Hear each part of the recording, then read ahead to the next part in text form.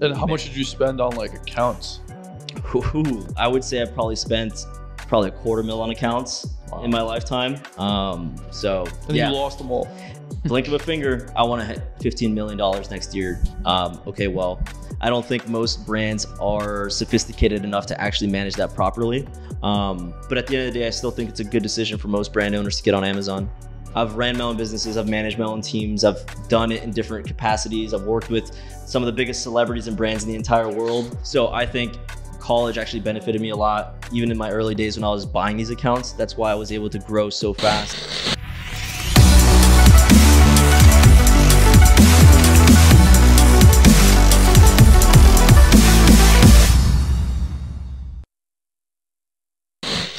Welcome to episode 57 of New Money Talks. That's perfect. You're natural. We have I'm shaking off the rust for the podcast. there you go. We have Joel Padron or Jay Padron, depending on how you know him. I feel like you've had a lot of years in this space. Oh, you said 10 years actually, and you're over. Sorry to age you here, but you're 30. yeah. So since you were 20.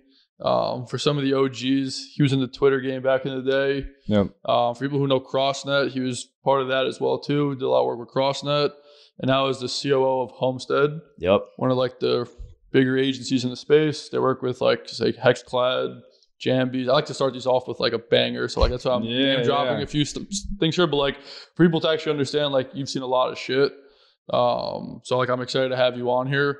I don't even know where we want to start with this one. But you did a podcast with Triple Whale not too long ago, right? Oh, there you go. Yeah, I saw a couple of those clips. So this will be the first one that's in person for you, yeah? Yeah, I've done a few podcasts. This is the first one I'm doing in person. So is that the one with Ash? Yeah, so that was with Ash and Rabba. Yeah, that's funny. And that's remote. Yeah, we did that one remote. So that was a lot of fun, just catching up with those boys, just sharing some strategies. So really cool with both of those guys, doing great work. So it's always fun to hang out, connect with everybody in a podcast. Yeah, well, we'll get a rating from you at the end of this on how much better this was than any other podcast you've been on. In person, it's always just a lot better, because you can interact face to face. I dig it. it. Especially in Miami too. Like we're all the way here in Miami. This is episode 57. So we're moving right now, but I'm happy to be here. I want to start off in a sense of like, I don't know where do I want to start off with this one. I'm curious. First of all, how'd you get into this space? Let's start with that one. I hate to really start I'm actually curious. It's like 10 years ago. Yeah. Like Shopify was like not what Shopify was back then. Like you're doing you were like probably a co on some Twitter account. Damn. How did you guess that? Matt told me that this. word's been being thrown around this weekend. Yeah, this is the word's been thrown around. Kendall was saying he used to be a co back in the day too on Twitter.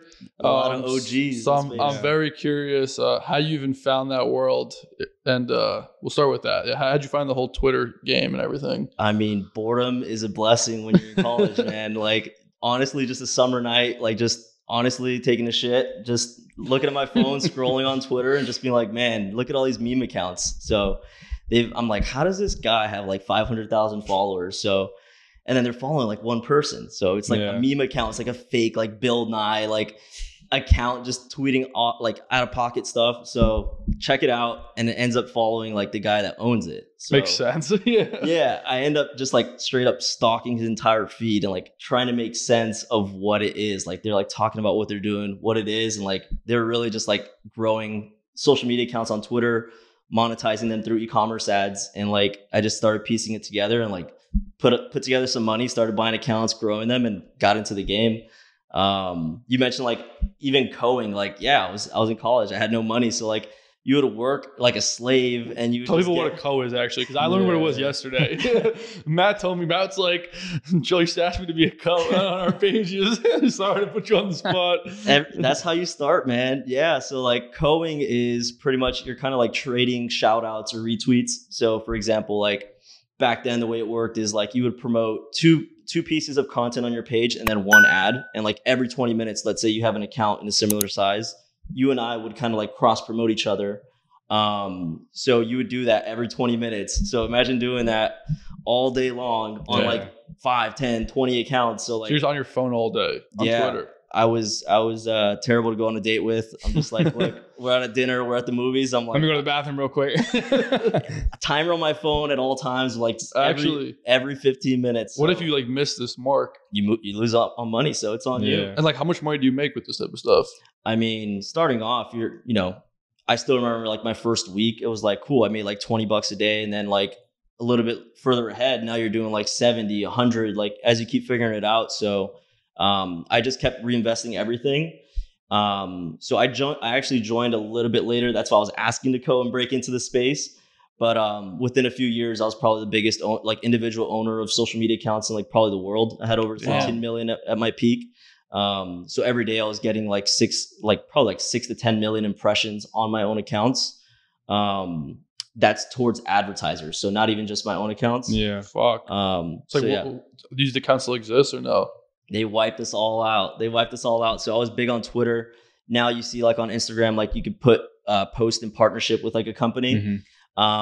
For us, we were taking a lot of money from native advertisement. So it was a lot cheaper to just like, instead of promote and run a Twitter ad, you pay me, I run your ad, and you're getting like 4 times cheaper than the cost. And it's more effective because like we could make it go viral. We could make it trend worldwide. So they ended up wiping us out, trying to monetize. Didn't work out well. It's like they cut all the Twitter accounts, right? Yeah, so it wasn't just me. They just wiped us all out. Like my phone was IP banned. Like it was to the point where it's like, if I ever signed on to my account in one of your like devices, it was gone. Like my ex-girlfriend, like her whole phone, like could never use Twitter again. Damn. Like anybody in my house, like my brothers, they couldn't use like anything for years. So like I had to wait till I got like new phone, new internet, reset everything. Like I was completely. And how much did you spend on like accounts? Ooh. I mean, I spent a lot of money, so it was kind of wild. I even still have a lot of like the wire transfers and everything. Like imagine being like 20 something years old and you're wiring like 30, 50 grand to like someone in the UK. Someone in the UK, like a random guy. And it worked. Yeah, it all worked. So I would say I probably spent probably $250,000 on accounts in my lifetime. And you lost them all. Blink of a finger. So I got to a point where I had an employee kind of running the full business for me. We're just like having our call and he's like, yo, the accounts are like disappearing. I'm like, what are you talking about, dude? He's like, go and check. And like, sure enough, you open your phone and you're just seeing them like disappear off of it. So really in the blink of an eye, like my whole business that I worked on for like 4 or 5 years just disappeared. Even ones that weren't violating like technically any terms of service, just gone. So like everything was gone. So one guy, I don't even know, Richard Henney. Sounds familiar. From Ivoriella. Yeah. Well, he was saying it's against terms of service to have multiple accounts on any of these platforms. That's where people like lose, actually. That's exactly it. Like their terms of service are so broad that it's like if they ever want to take you out, everybody's violating something. Like technically, you even retweeting like a post could technically violate TOS. Really? Like, it's like if you're using the software, if you're doing it repeatedly, if you're doing this, so it's like they're so broad that if they ever want to go after you, they can. And like you don't even get an email. There's no appeal process. There's nothing. It's just goodbye, see ya. And that was everybody. So all of the biggest like content creators really on Twitter at the time, like just wiped out. And now these were mostly like meme accounts, or were they niched accounts where it was about like animals or something like that? Yeah, so they were mixed. So that's one of the crazy things that I did a little differently too, is I went high volume. So a lot of people were very concentrated with like 5 accounts that had like 1 million followers each. I ended up having like over 100 accounts.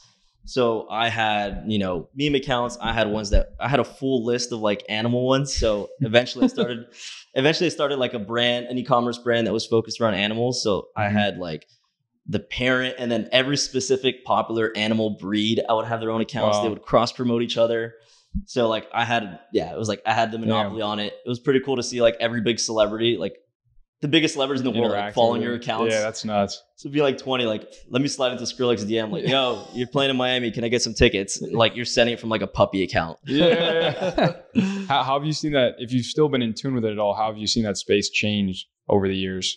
I mean, I feel like it just kept going. So I was in it very early. Obviously now it has, a more established name of influencer marketing. Now it's more individuals, but like on Instagram, those meme accounts are still there and huge. They weren't affected with it like we were because we were primarily on Twitter. So yeah, it's kind of kept going. It's a shame that like I bet on Twitter thinking that they were too dumb to do anything, but it turns out they were so dumb they did something and ruined the platform. Yeah, so dumb. Yeah, that's a bar right there.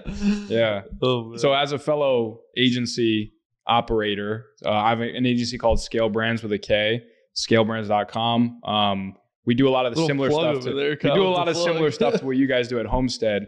So I'm very curious to see the evolution of that, because do you know how old Homestead is in general as a company? Yeah, we're coming up on like 5 years. Yeah, so we're like 2.5 years old. I'm sure you guys can relate. You're always learning something new every day, coming across new challenges, learning new acquisition channels and delivery systems. Like TikTok literally just came about like 3 years ago, right? So like when you guys got started, it probably wasn't even something you were offering. But I'm very curious to just know, like to a fellow agency owner that's listening, because there's a lot of agency owners, people looking to get into the agency space. What are some like piece of advice that you can give them based on some of the things that like you've learned with Homestead? Yeah, that's a good point. There's constantly a lot of new developments. I take kind of like a different perspective where I've been in the space for a while, and I like to try to stay on like what's tried and true and longevity. So like, I really focus on the core offerings. I think a lot of people get shiny object syndrome.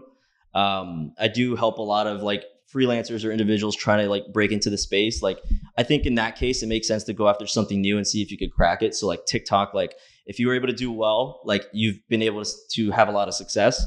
But if you're going after threads or something else, like if you're just hopping on those things, like you're not going to be able to build something big for the long term. I think that's the big difference. Like it's good to get your start doing something very niche and new, like specialized. Yeah, but then I benefited a lot from generalizing, and then now at the stage that I'm at, like at Homestead, realizing the power of just going very, very deep and being the absolute best at a service that a lot of people need is going to be around for years. Yep.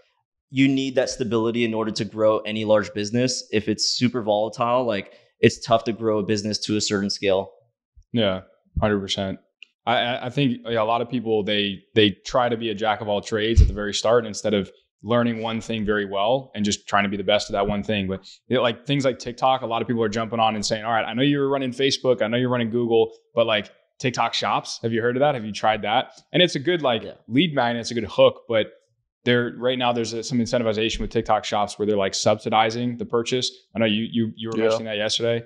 It's a good term to use because that's exactly what it is, where the value of the product might be $100 and they'll discount it $30 to the customer, but the merchant will still get $100.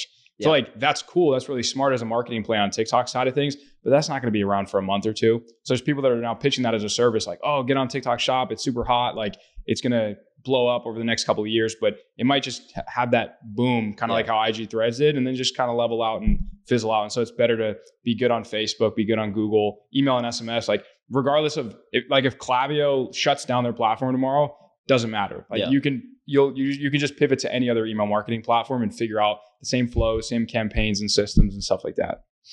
Yeah. The TikTok one is interesting because like even going back when I was promoting, like I didn't believe in TikTok when it originally came about, when it was Musical.ly first. So I was actually running campaigns on my Twitter days for them, and they were doing the same strategy, just for pump TikTok, money. Right? It was Musical.ly at the time, and then it became TikTok. So I was just like, hey, I don't think it's going to work, but their checks are clearing, so I'm going to keep pumping this thing. You know, they were whoever was paying the most, and they just bulldozed their way into the market, as we saw.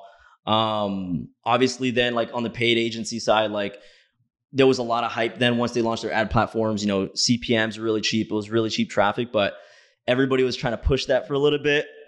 Didn't really have much success. Like probably like 5% of brands like have any meaningful results on the paid platform itself.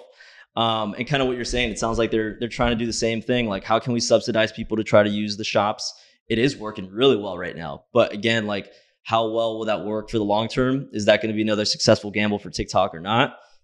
I don't know. I bet against them before. Like, they might figure something out again, and I kind of think they might. And you're also saying that like Homestead focuses on like kind of like longevity offerings in a sense. Like what is that, right? Is that paid media, Facebook, Google type of stuff? Yeah, pretty much. So we really focus on like the core offerings. We try to consider ourselves like a performance agency. So we're really focused on driving maximum results from your ad spend.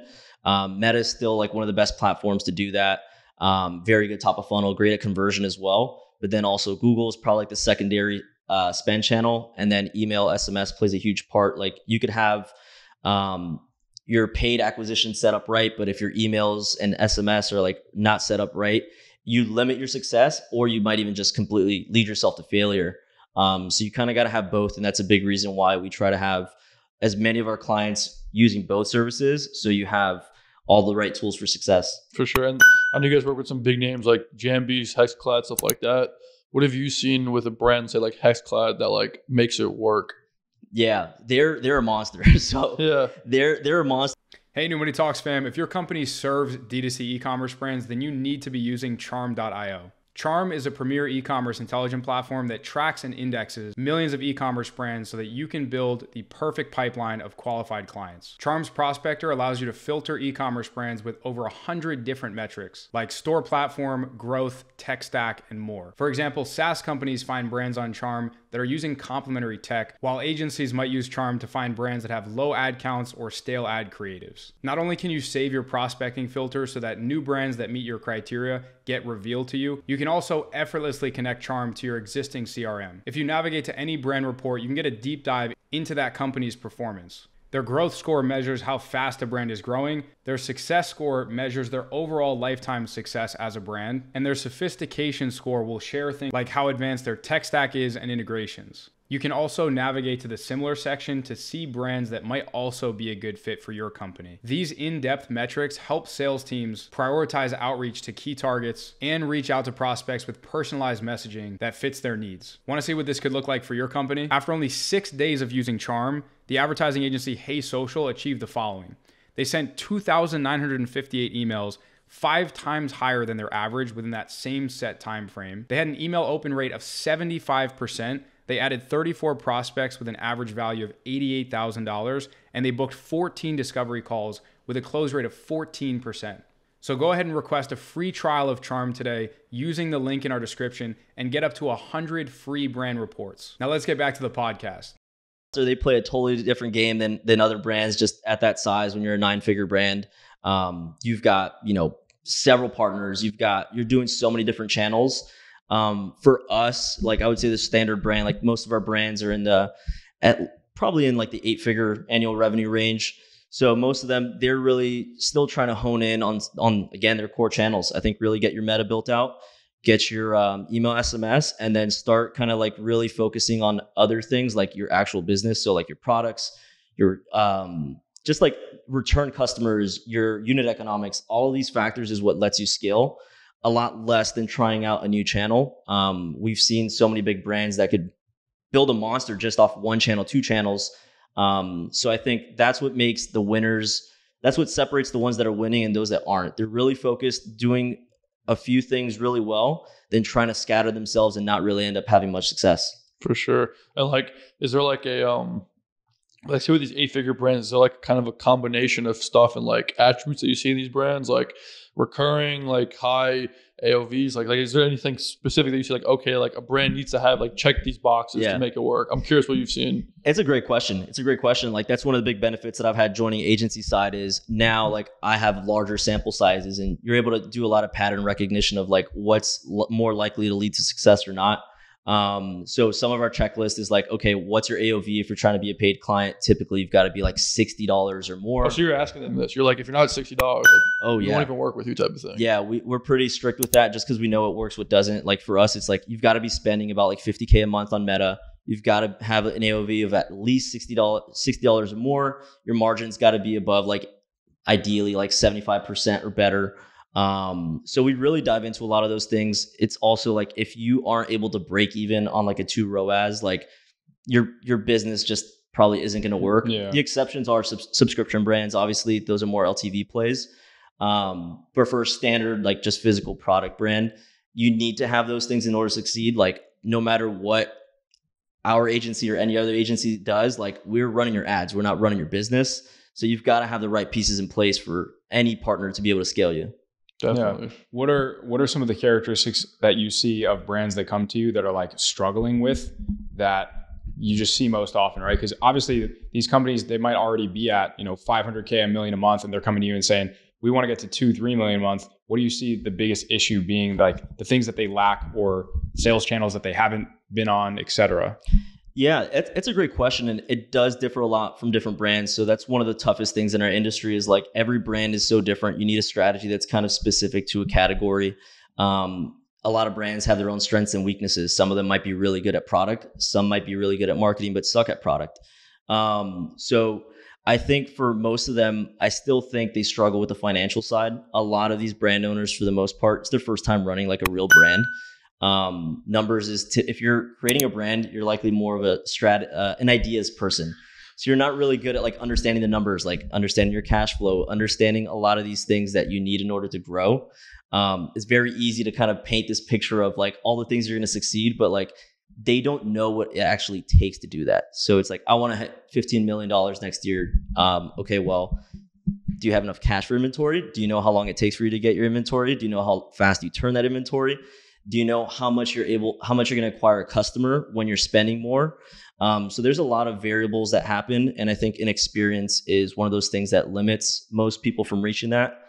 So asking the right questions, getting the right circles, working with the right partners that have already done it and can kind of coach you, I think is what they need. So yeah, I think that's the big difference. Like they've just got to surround themselves with people that could solve those knowledge gaps for them. Because if they have they have the right business model in place, like they could absolutely do it. I know like that cash thing is a big thing. Like, do you think these brands need to raise some money? I mean, right now, yeah. There's been like we just came off of the COVID boom. Like a lot of these brands were like, I've been behind the scenes on it. Like they're just trying to maximize revenue and like go at a break even. And most of the times they're losing money. Like you hear it all the time. Like look in the public markets as well. Like a lot of these DTC brands are struggling. They're not turning profits. Now that there's, a bit of a credit crunch, rates are up. It's tougher to get lending. Credit lines are decreasing. It's tougher to get private equity or angel investments. A lot of them are really struggling to like just continue to fund their business. So we've seen for sure a lot of downsizing and focus on profits, which overall I think is a great thing. I think people got a little delusional for a long time. So we've already seen that change in the last year, but with rates continuing to go up, holding strong. If you were a little over aggressive or kind of reckless previously, you're feeling that pain right now. So it's an interesting time in the landscape. So in a sense, they thought like, oh, my LTV is going to save me pretty much. Yeah, I'm not a big believer in the LTV plays, just transparently. Yeah. Okay. I don't think most brands are sophisticated enough to actually manage that properly. There are several that are able to do so. But what's some good example of brands that are good at that? I mean, now you're talking about those big boys. Like now you're talking about those 9-figure brands. So like Ridge, Hexclad, all of these, they have very strong financial understanding and they understand the impact of all their dollars and like what that means for their business, how low they could really fly down to the ground. That's the analogy they even use. Interesting. What does that mean? That really is like, okay, if you want to be really focused on growth, what is the most you're able to spend? And like, what's the most you're able to spend to acquire a customer without losing money for your business? That right there, if now you introduce LTV to it, like LTV is not like, that doesn't factor into cash flow. Like you're counting on money that you might receive in the future. You're counting on things happening. Like that doesn't mean you have that cash in the bank. And like, guess what? Your employees, they need their cash every single month. So I'm not a big believer in LTV unless like you're really dominating and know what you're doing. Yeah. You gotta break even on the front end. That's when it's beautiful. All those brands that do rely on LTV too, they're all 5-10 years old. So it took them 4 or 5 years to figure out what that even looked like what that cash conversion cycle, all that fun stuff like even looks like. Yeah, it takes a lot of data. The economy obviously has had a lot of swings, so there's a lot of anomalies in your data. So it's a great point. Like, how can you create an LTV analysis when you've just started? Yeah. Interesting. Well, you need triple whale. That's what you need. The cohorts. There is a lot of great tools out there that help you out, which is a great thing. Before a lot of those tools, we were flying pretty blind before. So at least now with attribution and like these tools that help you understand your data, making it a lot easier for brands, it has been a positive. A lot of them still get a little tripped up and confused or go a little too deep in it. But I think at the end of the day, it's been like a really big positive in the industry. What do you think are like, say 2 or 3 key metrics brands should be looking at, like day-to-day type of thing? Yeah. So I'm actually not a big fan of like looking at day-to-day too much. Okay. I always like to try to take more. The one thing that I really explain to brands is they get really focused on, like we just talked about LTV. They're really focused on these like marketing metrics. I try to always shift brands in our own team to look from an accounting perspective. The reality metrics. Correct. That's what the investors, that's what the brand owners are looking at. That's what matters at the end of the day. So I try to always convert everything into an accounting metric and kind of reverse engineer it for our team. So an example of a metric is contribution margin. Kind of a fancy word for gross profit. Really what that is like, okay, well, if I sold you this product that's $100, it cost me $20 to make. That, let's say theoretically, I have $80 left, right? Well, I could spend if I spend $80 to acquire that customer, I broke even. So you have zero contribution margin. But what you're not factoring in then after, so it's like you have fixed expenses, your employees, your overhead, your fulfillment, all of those things. So you have to generate enough contribution margin in order to pay for everything and ideally have a profit. I try to look at it that way. A lot of brands are looking at ROAS, which I think is incorrect. ROAS doesn't account for volume, which is why I prefer contribution margin. If I spend $1 and I get one sale, I have one sale of $100, I have 100 ROAS. That's fantastic. But at the end of the day, you have $100. Like, you can't pay for anything. So I try again. Oh, I see what you're saying. Yeah. It's very easy to inflate that number. So I really am creating scenarios for all of our brands to like understand how you could achieve that with different numbers. But at the end of the day, like, I need to know what you need to cover on a monthly basis, how much expected profit you want to make at the end of the month. And then we reverse engineer it to like, okay, well, we need to spend this much money and acquire a customer at this much. Meaning like I have like, say, 10 employees. Each employee is going to cost me XYZ per month plus the softwares per month. Yeah, you got to make sure that you're generating enough profit to cover them. I pay for your own payroll and then ideally have a profit at the end of the day. That's where it's tough. Yeah. So if you don't understand that, and the sad reality is that most brand owners don't know this. Most don't understand it. So I think the more education that's happening in the space around these type of financial metrics, brands have a better chance of success, because right now the standard is kind of, you get your P&L at the end of the year, you're like, I lost money. Yeah. How'd I get here? Yeah. That's a lot of brands overcomplicate that. It's like, look at the revenue. It depends on, whether they're leaning on LTV or whatever, but on a month by month basis, like, look at your total revenue, look at your total expenses. Like, were you green? Yes. Awesome. Were you not? Need some work to do, What's funny too is like, so many brands, even now, like, they might understand it, but they're so focused on still beating top line. They evaluate their success like, okay, I'm only up 102% compared to last year. That's terrible. I want 150%. It's like, sir, do you know how amazing that is? Yeah. But they're just like, I want to keep beating every single year. Like, the stonks only go up meme. It's so real. It's so real. That's the mentality of most brands, is like, I didn't go up 200% this year. Absolute failure. Yeah. But then you look at the P&L, it's like, last year you lost like 50 grand. This year you made 2 million. Yeah. That's a great thing. Yeah. Seriously, that's funny. Yeah. Also, so you were at Crossnet too for, say, 2 years? Yeah, I was there for 2 years. That was a lot of fun. What'd you do at Crossnet? I mean, that was like, really what did fun. I do at Crossnet?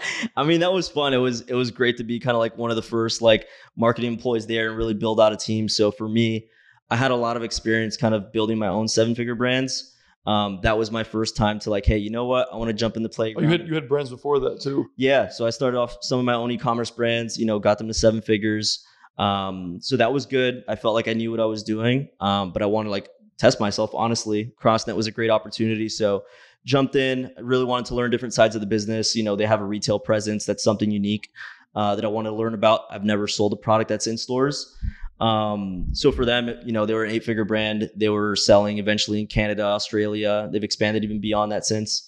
So getting to run kind of their global DTC performance marketing was honestly incredibly fun. I think I attribute a lot of the success that I have now to being able to go deep there. And that's also why I understand like what brand owners struggle with, because I've been in those conversations with their founders, helping them solve through those problems together.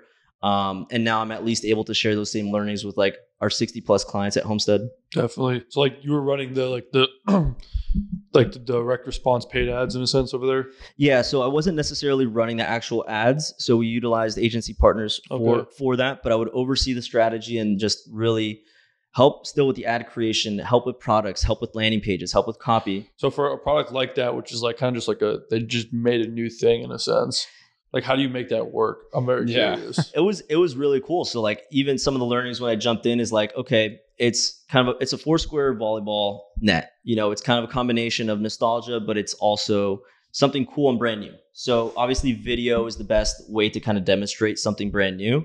But I think one of the interesting realizations I had when I jumped in is like, you would think it's meant for college kids. Like it's volleyball, it's athletic, it's high school and college kids. And then I jump in, look at the data, and you're like, it's mostly moms buying this for their kids. Wow. So that was one of the biggest learnings where it shifted a lot of our approaches. So now in our ads, instead of getting like Olympian athletes that are like doing all these crazy things, it's like, no, I just want kids and their family in their backyard just hitting the ball around and making the messaging around moms. And like, as crazy and easy as that is, like, it's not like I created anything wild.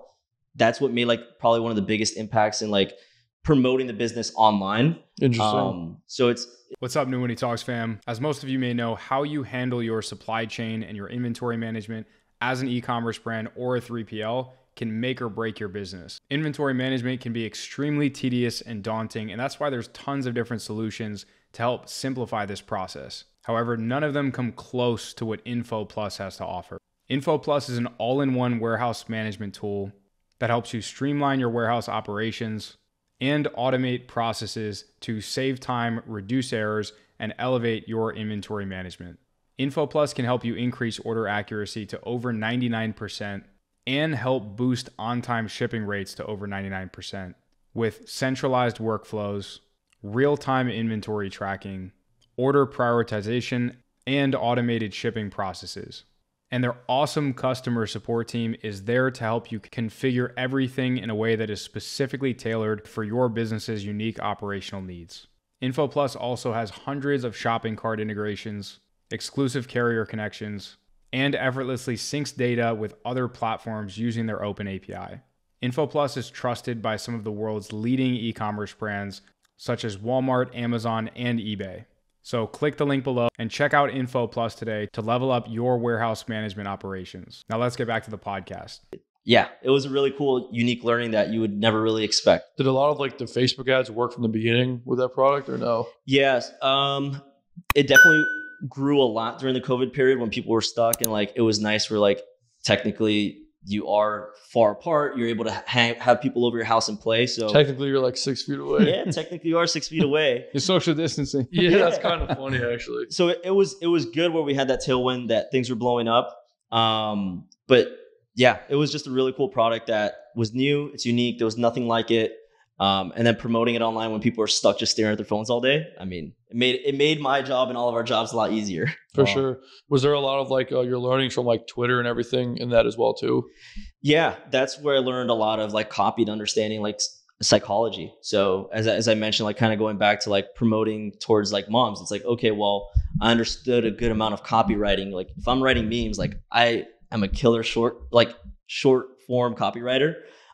So making headlines, making anything that really hooks people is something that I was good at. So that was probably the biggest thing that helped us like really be able to communicate in our ads, hook somebody, be able to get them to watch the video, understand what it is, and compel them to buy something that's like $150. Yeah, it's not cheap. Yeah, it's not cheap. That was the big challenge. And especially when like volleyball isn't necessarily like the most popular sport in the US. That's true too. That was another thing that we kind of learned too, is like, we need to go mass market. So we were having debates of, should we promote this as a sport or as a game? That was one of the early conversations. And ultimately, again, if you're trying to promote on something like Facebook and a lot of your targeting is broad, like you want to reach the largest audience. So kind of promoting it to be more accessible, like it's height adjustable. You could play with your kids, you could play with your grandparents. So just really conveying how this game is for everybody. That was a big learning that I had when I was used to like, you can't like when you're running Twitter accounts, you can't control who's following you. So you have to kind of make your message pretty broad. So that kind of taught me how to like speak to a broad market, but still try to hone in on who my core buyer is. Interesting. And like, I'm assuming that brand, the only issue I've always had with like a brand like that is like, it's high ticket obviously, but like who's going to come back and buy that again? That was the other challenge where it's like, you don't have repeat purchases. At the time, that was the only product we had to sell. So eventually they started rolling out new products, like kind of like at least one pretty solid. Do people come back and buy that again though? They would. Oh, yeah, like the separate products. So I think the second product we dropped was the pool version. So Crossnet H2O. That was a massive success. Like we sold out of that incredibly fast.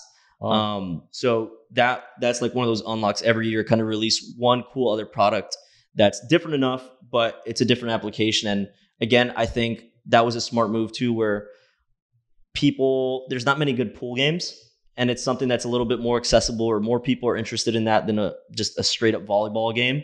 So I think that attributed to a lot of its success to kind of making something that's broad and for more people. That's probably a good way to grow the business. Like you have the one focus, and you get to like probably like a point where you're like, fuck, this doesn't kind of go anymore. Yeah, everything always changes and naturally decays over time. Like we did end up growing into other countries. Like that was one way to extend the life of like your hero product and keep tapping new audiences. But in the US, introducing new products was like the best method.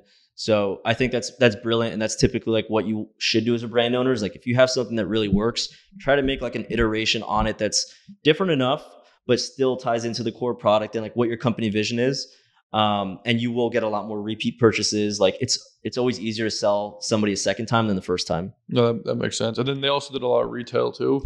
Yeah, they're really big on retail. So that was a big component too, like learning how your online advertising actually impacts in-store sales. So that was most of like when I was there, like the first year, 100% of our budget was just going straight to online ads. But like we were able to kind of see the impact on in-person sales. How do you like track that? Yeah, there's different tools that kind of send you like a weekly sales report. So like some of our biggest retailers were Dick's and Shields at the time. So you would kind of have like, I would have a tracker that would be like, okay, well this week we spent 10K more than last week. Like, was there any impact on sales? Like, and you know, that number is really small, but let's say in the bigger sales period where we're spending like $500,000 in a month, like, okay, well, yeah, you saw the impact in store. And for me, one of the big things is like, it's a $150 product on the shelf. If you don't know what this is, you're not buying that. Yeah. So it's very clear to kind of like assume, hey, like the education and the promotion that we've done online had to do with somebody deciding to grab that and pay for it. Interesting. Yeah. It's like a hard item to like walk into. Who even walks into Dick's, honestly? You're going in there to grab something specific. You're not waltzing around the aisle like, you know what? That net cost $100 more than the other one. Let me buy it. For sure. Another unlock I think a lot of brands fall into, which is good, is like Amazon too. I feel like Amazon's a big unlock of revenue. And like I'm sure a lot of brands at Homestead are on Amazon and kind of run with that. Yeah. Crossnet as well did have Amazon, and it was one of our big channels as well. So it was a unique experience getting to manage multiple channels in multiple countries. So you've got your Shopify sales channel, Amazon sales channel, you've got your wholesale partners. That's absolutely translated to a lot of our brands at Homestead. Since we are working with a lot of 8-figure brands, at that point, it makes sense for a lot of them to kind of go into Amazon. So we have a lot that are already there. And like the moment that we take over their ads on Meta, we're increasing their ad spend, their Shopify is going up, but then you see a very direct correlation that their Amazon sales go up. So we try to encourage a lot of brands that it makes sense to do that. And there is a lot that are currently like onboarding and getting set up right now. So I think it's a great channel. You've got to understand how to like track things because it can cannibalize a bit of your core business, your Shopify. But at the end of the day, I still think it's a good decision for most brand owners to get on Amazon. Yeah. I think for the brand owner, it makes a lot of sense. For an agency owner that might be trying to prove that they're doing a better job, it can get a little bit trickier because, like you said, you know, you run a Facebook ad, they search it up on Google, and then instead of hitting your Google shopping listing, they hit the Amazon listing, and now they're going to Amazon, and Amazon's taking a big chunk of that $150, right? Like they might be taking $20, $25, something like that, and it's like, well, if my acquisition cost was $50, but now I have to pay Amazon $25, that's $75. And I can't even prove as the agency owner that I was the one who drove that sale. It's a challenge. It's a challenge for brands. That's the one thing where I said like you have a risk of cannibalizing your own business being on Amazon. Like how do you compete with 2-day free shipping? Yeah. And then in a lot of cases, like if you have a lower price product, if you got something that's $15, $20, $30, like you're going to have to charge them shipping most times or it eats up your margin. Yep. Amazon kind of just like takes advantage of you there. So you don't own the customer data. You can't upsell, cross-sell. Yeah. It's tough. It's good for product discovery and lower price products, I believe. If you're a higher price product, it's probably best like just keep it on your website, protect all that margin, and don't compete against yourself. And would you say there's like a certain level you should probably be at before making that decision? Like if you're a brand new company and you're at $1,000 a day, probably doesn't make a lot of sense to expand over to Amazon. Maybe it does. I don't know. Yeah, it's definitely a challenge where there's a lot of brands that have a lot of success originally in Amazon and they're trying to crack into Shopify. Mm-hmm. And then there's a lot of brands that have cracked it on Shopify trying to go to Amazon. So I don't think there's like a set answer. It differs by business. They're totally different ball games. Yeah. So it's like, I think you should pick one.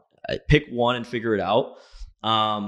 If I were to talk to a brand new brand owner, I think I would actually recommend going Amazon first. And the reason being, you have less variables to worry about. All you have to worry about is your product quality and your listing quality. and staying in stock. Yeah. Like, you don't have to worry about ads. You don't have to worry about costs. You don't have to worry about all of these things. And like, if you're spending a lot more money on ads, that's more shipping, more products, more headcount. So I think if you're really starting out, you're kind of, more inexperienced, limit the amount of variables you got to worry about to Amazon. Interesting. So like, there's one brand, I don't know if you've heard of it. I think they sold actually recently. There's like a pimple patch. So have you seen that one? Yeah, Mighty Patch, is it? Mighty Patch. They started on Amazon actually. Yeah. And I think they had that similar strategy where just like go on Amazon and focus on Amazon. Just like don't have too many variables. Just like be good at this channel. Yeah. And they'll have enough demand that you can, like, if you make a Shopify store, it can work type of thing. Exactly. And the other thing too is like that is a lower ticket product. It is. Yeah, you're right. It's a lower ticket product. It's really like cheap. It's easy to ship.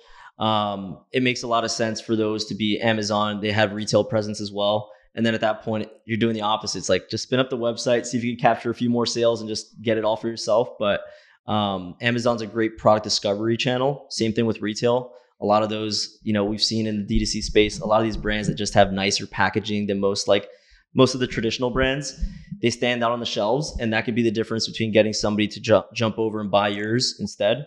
So if you're good at branding, probably go Amazon in a retail route. For sure. That's like Avi. Like we had Avi, all three of them have been on this podcast. Shout out to the boys at Avi. But like they just got into retail, they got into Walmart. Yep. And even if you look on the shelf, like their stuff does stand out more than everybody else's. It pops like bright pink and everything. You know what I mean? So it's like it does make it does make a difference. And like I'm assuming they're probably doing well there. It makes a difference. And like I even saw them post, like they completely redesigned their entire products just to stand out on shelves, highlight the value props better. So now instead of your ad typically is selling the product. Now they're kind of making their own packaging an ad. Like these are all the benefits that you'll get from it. Here's the expected results. Here's that. And obviously the colorway, like it pops, it stands out. And that's how you'll be able to try to get market share from other people. I feel like a lot of these like big 8-figure brands are going to like slowly go into the retail. It makes a lot of sense. And they have been now, but like you're going to just see more like DTC is going to become like retail in a sense. After my experience at Crossnet, I think it makes a lot of sense for brands. Those POs hit nice. I'm sure they do. Those PO checks hit really nice. Like it makes a really big difference. So I do think that D2C should start to like view themselves more as a business and not a D2C business. Like you should eventually expand in store as long as you have like the demand. It makes sense that people will buy it off the shelf. It's going to be a big benefit. And a lot of our larger brands do have that set up. So that could be like another trend that you see. I'm very curious, like this is just like a random thought I had in my head, like before e-commerce existed, how the hell did brands even like become successful on the shelf? It's like, it actually seems like a very hard thing to do. Yeah. You really, it is, that's one of those things where it's like it always goes back to the fundamentals. Like how at your purest form, how do you make your product stand out without, let's say, speaking a word or showing a video? So it really is like applying a lot of these different marketing elements that have been around forever into a different medium. I think that's the only real change. Like at the end of the day, whether there's a new platform like TikTok, new platform, wherever it is, the marketing principles stay the same. You're just learning how to apply it differently to take advantage of a new channel. Definitely. That makes a lot of sense. And like, I think we've seen a lot of these brands have like omni-channel presence. That's like the buzzword in a sense, but it's true. It's like D2C, Amazon, retail, stuff like that. Actually, another channel that I've thought about too that like people don't talk about in the DTC world is affiliates. That's been getting more and more popular. It has been lately. We certainly have. And like it's tough to crack, but if you crack it, I mean, it's brilliant. Ad costs keep going up. So if you get somebody else to pay them just on results, it's a win for everybody. Yeah. For sure. But like, do you see any of these like 8-figure DTC brands doing that type of stuff lately? Yeah, I definitely have seen a lot more of them doing that. A lot of them do have those partnerships. Usually once you're at that size, you have loyal enough following base that will kind of promote for you. That's fair. So I think that's something they should continue working on and like implementing. It isn't one of the first main things that I would recommend. That's certainly like after you've got your main channels down, then that's worth taking a look at. It will be like a slower start, but if you could get it going, it's always nice if you got some like cash just falling in your pocket every month for not doing much. For sure. You just got to fulfill it. That's pretty much it. I mean, fulfillment's kind of easy. Yeah. If you need anybody to talk to these guys. That's funny. What I was going to ask for Homestead, you were with them during a period of pretty quick and rapid growth. What's that sound? Someone probably drilling something in a wall. Oh, okay. I thought it was like the mics are great, so they'll drown them out. But I was going to ask, as you were at Homestead, you experienced a pretty big like growth phase of like acquiring new clients. Was there any big levers that you guys pulled in order to be able to increase that volume? Like there might have been a time where over 2.5 years, you were stuck at getting X amount of clients a month or maintaining X amount of clients at a time. And then all of a sudden, like a flip just switched and you started getting more. Like, did you experience that? And if so, like what were those things? What's up, New Money Talks fam? If you operate any type of business dealing with sending and receiving payments internationally, chances are you've probably experienced slow transaction speeds, high fees, and poor user experience with a multitude of different payment solutions. And we experienced these same challenges before we started using Payoneer. Payoneer is a secure and global payment platform that helps save up to 70% on international bank transfers and get paid faster, whether you're sending money to virtual assistants, employees, or doing B2B transactions. With Payoneer, you can not only send and receive payments globally, but also effortlessly manage payments and transactions with the help of their 24/7 support team by your side. Payoneer has facilitated secure international payments since 2005 and supports over 190 countries with over 70 plus accepted currencies. So you can definitely trust them as your payment platform. So go ahead and click the link below this video and try Payoneer for your next international payment to see how it goes for yourself. Now let's get back to the podcast. Yeah, I think it was really clear for us where it was talent. Like agency is so much about their people. And I think one of the big things we started doing is like really getting top talent. Like we were really getting like the best of the best from other agencies and like other competitors, not necessarily competitors, but like other notable brands in the space. So we're not bringing in somebody junior and trying to train them up and maximize their profit. Like, no, we're trying to get the smartest people in here that can do the best work possible. They cost a lot more, but we would make that investment and it ended up paying off. We're doing better work for our clients. Our clients are happy. They stay around longer. Their billables go up because we're scaling them. Yep. They refer their buddies. So for us, that was like the growth hack, honestly. Like, don't be cheap, get the best talent, make the quality of your work better and better and better. That's something else that we did. We started adding on like free creative strategy. We edit your own ads, like videos and statics for free. Like all these are for free in your standard offering. Every other agency that I know typically charges you extra. For us, we know that's a part of success. So we kind of like bundle it in. So for us, that's been our KPI, is just like do the best work possible. Our goal has never been growth, but by just doing such good work, we've grown incredibly fast, but we've really tried to do our best to like maintain quality. And as I said, like we've actually increased the quality as we've grown. Now that I'm COO, that kind of was my goal when I jumped in. Traditionally, like the larger your agency, people expect you to start being worse. I think I'm pretty proud that for us, like our work speaks for itself, that we're just getting better and better and better. And our pipeline continues to reflect it. We don't do any outbound. We're just like, just do good work and like everything works out. Yep. And how involved are you guys on the creative side within your offerings? I mean, we could be incredibly involved. So we do whatever it takes to succeed. Like we have capabilities to shoot our own UGC. Like if you ship us product, like we'll do an unboxing video. We'll get like the B-roll shots. We'll write the entire scripts. If you're doing a shot or a shoot, we'll send you exactly what we need. So we're incredibly involved. And again, like these things are things we go the extra mile for free because it makes the difference for brands. Like if you're a brand and you're sending me trash assets, I can't turn that into gold. Like if I take the time to tell you like, hey, send me a voiceover of exactly this, now we have a chance of like making a really good ad. So we're trying to be as involved as possible throughout it. And like, we'll get our hands dirty if we need to. And the team you guys have, is it all US? Yeah, we're pretty much only US. We do have some in Canada as well. So most of our team is all there. Again, we get the best of the best. We're not one of these agencies that is like just trying to get people overseas or do all this, do whatever's cheap. We've really only hired like the best of the best. Have you found that you get the best results for the brands that come to you with existing like content acquisition systems that you just have to like help them refine and consult them on? Or you guys just saying, hey, we're going to just build out your content acquisition systems from the ground up? Yeah, that was one of our new offerings that we started this year, like that, getting really, really involved with the creative strategy, where now we could create it ourselves. Like you just send us the product and we could do it all. We have male creators, female creators, all different age demographics. Before that was a limiting factor, where it's like, if you don't have good assets that you could send us, like we can't do much. So we took that into our own hands, and like we do that all the time. Like obviously we could charge you for fully done for you, but if we ever need something else or it could make an impact, like we just do it for free. Another question. I know I sound like I'm an interested like client, but I'm trying to think from the perspective of an agency owner. If you have brands that come to you that are working with other agencies for certain channels and they're like, I just want you guys for this specific thing, do you guys also do that? Or do you try to say like, listen, you're going to get the best results if we kind of just take over everything? I mean, that's a great call. I do a lot of sales calls, and there are brands like that. We never try to push anything like that.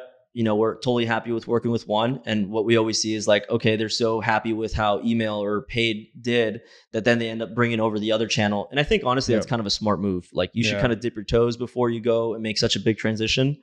And for us, we do see like 70% of our brands utilize us for paid and email. Mm-hmm. Those have the best chance of success. The ones that only utilize us for one, they might struggle because now there's parts of their, you know, business that we don't have too much influence in.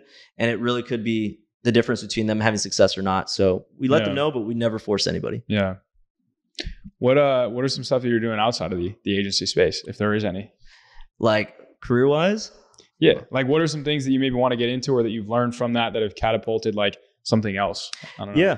I think lately something I've been doing a lot of is like, I just like helping out people and like consulting. So like I've done a lot of like free consulting for like, honestly, even some of our competitors, like agency owners, freelancers, people trying to get their agency off the ground. Just kind of giving them like tips on like, here's what I did differently. Here's how you should structure your org chart. Here's how I would recommend introducing a new sales channel or a new offering. I feel like that's a really big help for a lot of them. There's plenty of room for everybody to win. So if I could help somebody out, a lot of times they come back and help me back out, sending a client, sending something my way. So for me, it's kind of just sharing my learnings a little bit more with others. That's kind of just always been what fulfills me the most. So I've just been doing that for free, honestly, like the last couple of years. So maybe next year I'll start putting out like courses or something like that, just so I can reach more people. Fortunately, don't have the time to jump on calls with everybody anymore. But that's kind of what I'll have cooking soon. I've seen a common trend in like high performers where a lot of them are associated or involved in some type of consulting, advisory, like that type of space, just because it reiterates, number one, it reiterates the things that you know that you need to be doing within your service or within your business that maybe sometimes you're not as always mindful of because you're so far along that maybe you have to revisit the fundamentals. And so just showing someone that, teaching them, talking, it usually reiterates that for yourself. But then the second thing is like when you are in the position to where you're showing someone else, like what I think more of just like the law of reciprocity, like we were talking about the other day, like the more that you give, regardless of what you ask for, like regardless whether you charge for it or it's free, you'll just naturally start to attract more things. You'll start to receive. And it's weird how that happens full circle. I've kind of done that. Like I said, I've never had an issue like giving people free advice. That's how I got started. If people wouldn't take the advice, take the few minutes to answer a few of my questions, I wouldn't be where I am. So like, I just try to always pay that forward. And I could say that too, like before I never had a chance to like, I guess, be reciprocated from that. I always ran my own businesses. Like it wasn't service based. So now once I joined the agency, it's like the moment I made the move, I had a bunch of homies that are like, yo, I'm bringing my business over. Like I want to work with you. So I get that happening all the time. Like people that I might have taken an hour, given them free advice 1, 2, 3 years ago, they're hitting me up just like, yo, thinking about moving agencies. Let's talk. And it's like the easiest close because it's like you've been helping them out for years. You build that trust. Expect nothing at all. So I'm a big believer in that. That's how I've kind of always done business, and it's seemed to work well. It's also like free surveying too. Like you get on a call with these people that have problems that most of like your clients have, whether it's a client acquisition play or not. You just get to like ask them questions like, what are you struggling with? And kind of reassure either them or yourself that, all right, the things that we're offering like work, and they work for the majority of brands that we talk to. I think that's a great point. Like you learn so much by teaching and then consulting or like just getting advice from others. Like where are you stuck? Or a lot of times there's things that they might be doing that, as you said, you might not be doing as good of a job of, you've lost sight of. So it's just a constant learning. And I think the best way to learn from people, the best way to learn is from other people. Yeah. 100%. Yeah. Brands don't do enough of that. Just like sending an email survey of their customers and saying, hey, like, how was your experience with shipping, with product quality? If we were to introduce a new product, what would you want it to be? And you give them like 4 options and like they click A. So like, let's say Crossnet, let's say they came down to a crossroad where it was like, no pun intended, where they want to do like the H2O Crossnet or like, I don't know, a 4-way ping pong table or something like that. Like just by surveying your customers and saying, hey, like, here are your options. Like on a scale of 1 to 5, how good was your experience in this category? Like they'll tell you, especially if you give them a little like incentivization, that's like a good ass product. 10% discount. Yeah, that'd be smart, right? That was a prototype. That was a prototype. Yeah, that's been prototyped. But that's a great point. And like, funny enough, I know you mentioned like my Triple Well podcast, and one of the strategies that I still recommend, it's so basic that most brand owners would benefit from, is like set up a post-purchase survey. Like No Commerce is the one that I use, not affiliated, but really asking people, like, I like it as an advertiser where I ask them like, okay, who did you buy this for? Is it for yourself? Is it a gift? A little bit about them, and like, how do you intend to use the product? Like, what do you hope to get out of it? And like that is where you should get your creative strategy from. Like so many people are just like, they're very heavy on the creative side, not so much on the strategy. So they'll come up with like all these ideas, like it's very creative, but nobody's like, that's not who's buying the product. Like that's speculative. Not what it's like what you think is going to work instead of what your customers are telling you is working. Right. I'm a big believer in that, where it's like, look at the data, see what the biggest use cases are, who the biggest audiences are, and now make your ads and everything that you're doing speaks specifically to those, rather than just it being a guessing game, which I think too many people do instead. How long have we been going for this one? Let's find out. Yeah, that was awesome. Sometimes the camera's fucking 60 minutes. That makes sense. That's nice. The best ones are that, like, I know are long, but they don't feel long. Those are the best ones. I would not have guessed that was 60. Yeah. I'm like, trying to go. Yeah. No, that's funny. No, like, dude, you've been in this shit for a very long time. You've seen this thing like change so many times. And I think it's kind of funny how like you go from like the dark web underground shit to like 10 years later, you're like one of like the nicer put together, like nice polo, like Homestead agency. Like it makes sense, you know? I feel like as you get older and everything, you're like, okay, like let me use the skills that I learned here and like just keep refining. I really think that's the big difference to like the success that I've had and I still have right now, is the years of experience. So I've ran my own businesses, I've managed my own teams, I've done it in different capacities. I've worked with some of the biggest celebrities and brands in the entire world, to working with like somebody just starting off. So like the width of like all the different like things that I've done has helped me so much. So for most people, that's like the wrong thing to do when you're starting out. I think it's good to try out a lot of different things, go deep when you find something you like. But for me, it's benefited me a lot now, like 10 years later, having tried so many different things, like understanding it. I think it really sets me apart from a lot of other people that they might have just been doing one specific thing for 10 years, but I think I bring a different perspective where I've seen so many different things and how it changes, and understanding that. That's something that I think is like kind of unique, and it seems to stand out. For sure. Did you go to college? Yeah, so I actually did finish college. When I was starting to run my own businesses, like I think I was halfway through college. You here in Miami? I went to FIU. So I was studying. I always wanted to run my own business, but I was like, don't study business, like study something specific. So I studied accounting and finance. So I was really good at that. And then I honestly started my accounts when I was in college. So by the time I graduated, honestly, I was already doing pretty well. Like I was making a full-time salary. I did get like a job starting off, like kind of like a dream job. I was working in private equity right out of college. Oh shit. But yeah, I was working 18-hour days, like not there, but like I would sneak off during lunch, go work on my own business, do that. And right when I graduated, I was like, you know what? Like I'm 21, like let me like roll the dice, go off on my own, see if I can make it happen. Worst case scenario, go get your MBA, do something else. Within the first 3 months, I tripled my business. I was doing 6 figures at like 21, a few months after graduation, and like it just kept growing from there. So like fuck the private equity.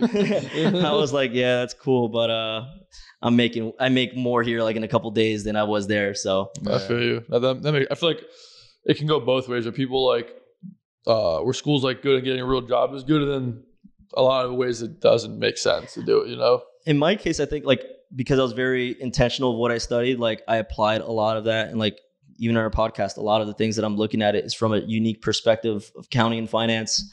So understanding those things, especially if you want to get in business, I think is really helpful. It applies to life. Like you're learning about how money works. That is very important. So I think college actually benefited me a lot. Even in my early days when I was buying these accounts, that's why I was able to grow so fast. Like I understood if I'm getting my money back in 3 months after I buy it, this is an incredible opportunity. Like I was doing digital. I looked at it as a digital real estate business. Yeah. That's all it was for me. It was digital real estate. So I was like able to raise like money on the outside. Even once I got it like figured out, I would just like take out like loans from family, because what bank is gonna loan me money to buy a Twitter account?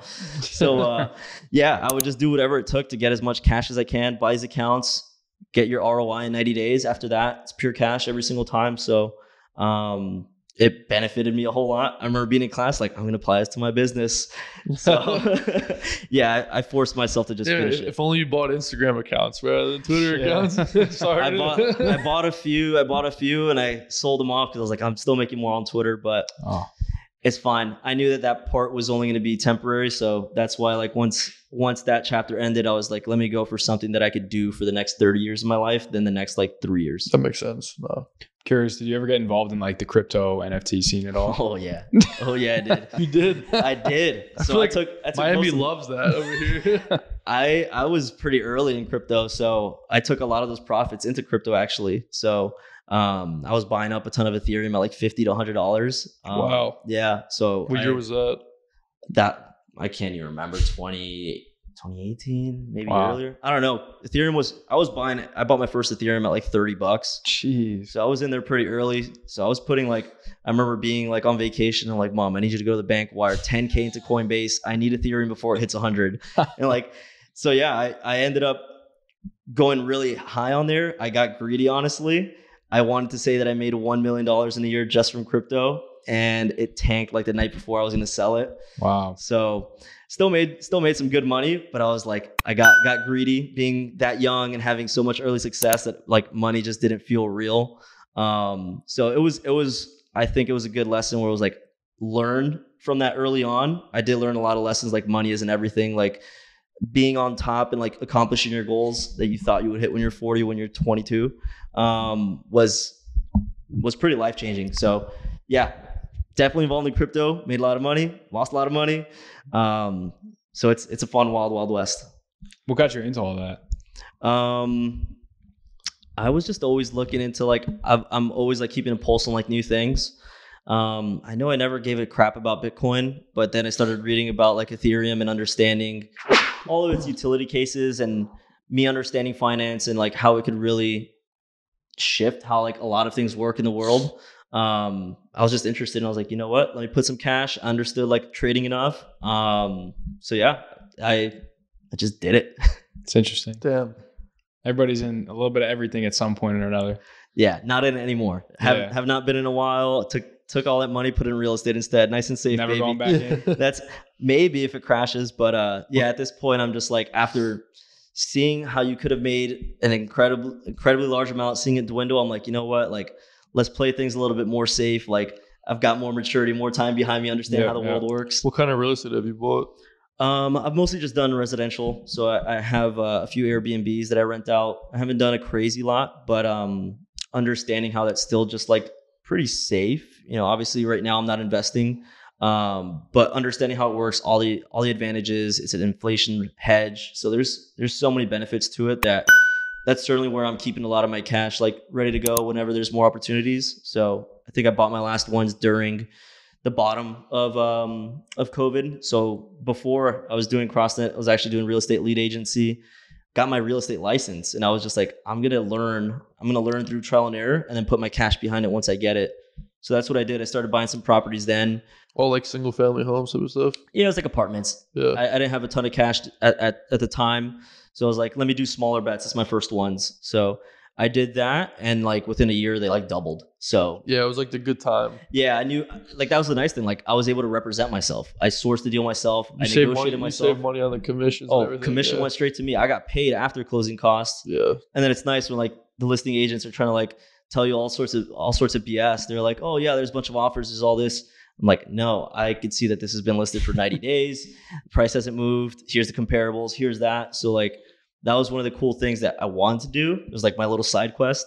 And it's nice to see that like it paid off just like Yeah, play hardball. Yeah. 100%. That's awesome. That's been a cool conversation. Yeah. Where can people find you too? Like, do you want people to find you or not really? Only follow me on Twitter. So Twitter, I'm Joel Padron. There's 2 N's at the end of it.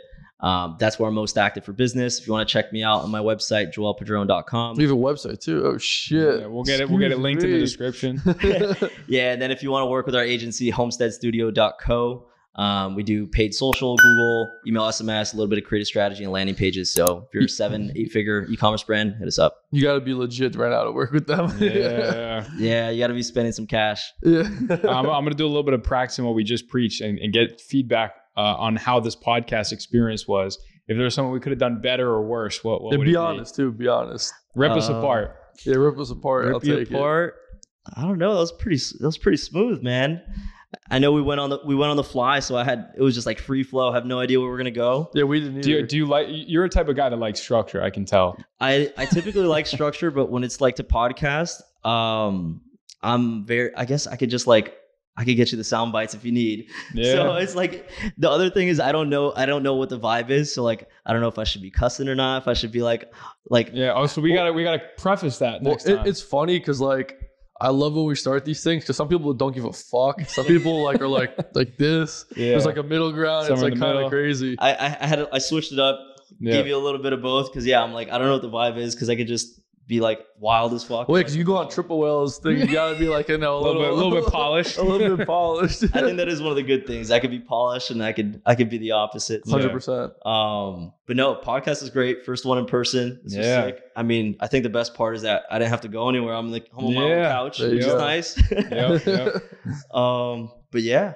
Awesome. Yeah, thank you for coming on. Thank you for coming on. On our end, Kyle, who are the sponsors? I can't tell you. He asks me this every time. We always have to like forecast, It's like because like there's like 3 every month, but like we don't know what month this is gonna come out. Which one is gonna land on? Yep, it could land in November. It could be first week of October. It could be first week of December. I don't know. We'll figure it out. Well, yeah. Whoever you are, shout out thank sponsors. you. Appreciate you guys. You'll see them with big, nice, beautifully designed logos. Nice banner right on the banner, bottom of the frame. Check their links out in the description. Sponsor could be you. Exactly. If you want a sponsor, right here, hit us up. DM us on Instagram. We're always looking for sponsors. Yeah. It's actually what keeps the lights on us doing this. Like we came to Miami a lot of to people do all this. So we had a whole team we feed in the back end. So like we need the sponsors. Also, make sure you like, comment, subscribe, share us with a friend. If you have any good ideas for guests too, comment below. That's always helpful. Yeah. We've gone through a lot of guests. We always need ideas for more. Yeah. But there's also a lot of people we can do. So yeah. It's always fun meeting new people. But anyways, thanks for coming on, bro. Appreciate you. It was a blast. Thanks for having me, guys. Thank you. We'll see you guys in the next one. Later.